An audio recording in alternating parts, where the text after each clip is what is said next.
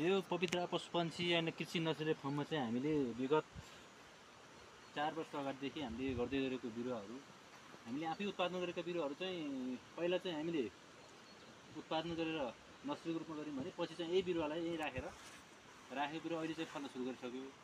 त्यो बिरुवा वास्तविक हो कि होइन, वास्तविक राम्रो बोट बिरुवा हो कि होइन, फल्ने हारे नै हो कि दाँते हो कि भनेर हामीले परीक्षण गर्नको लागि पनि राख्यौँ। राख्दा अहिले चाहिँ हामीले आफैलाई नै कृषि उत्पादन गर्नुपर्छ, देशमै केही परिवर्तन हुनुपर्छ भन्ने उद्देश्यले बनाएको बिरुवाहरू चाहिँ अहिले चाहिँ एकदमै खुसी लाग्दो होस्, यहीँ बारीमा आएर रानाबुल्ल गरेर आनन्द हुन्छ। तर वास्तवमा किसानहरूले गर्नुपर्ने नै यही रहेछ, वास्तवमा सन्तुष्टि नै लिने हो। आफ्नो बारी आफ्नो फलफुलहरू फलेपछि मजा आयो, आनन्द लिएर यहीँबाट चाहिँ हामीले अक्सिजन पाइरहेको जस्तो, यहीँबाट नै उत्पादन गरेर खाइरहेको जस्तो सन्तोष मिलेको अवस्था छ।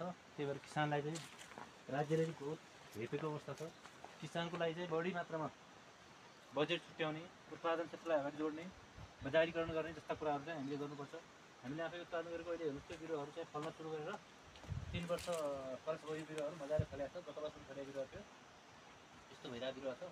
त्यही भएर राज्यको ध्यान केन्द्रित यतातिर पनि हुने कि त्यति किसानलाई चाहिँ हिँडेको जस्तो देखिन्छ। किसानको लागि भनेर कुनै के खोजेर किसानको पहुँचलाई मात्रै भन्ने छ, पहुँच्ने बाटोमा चाहिँ उत्पादन छैन।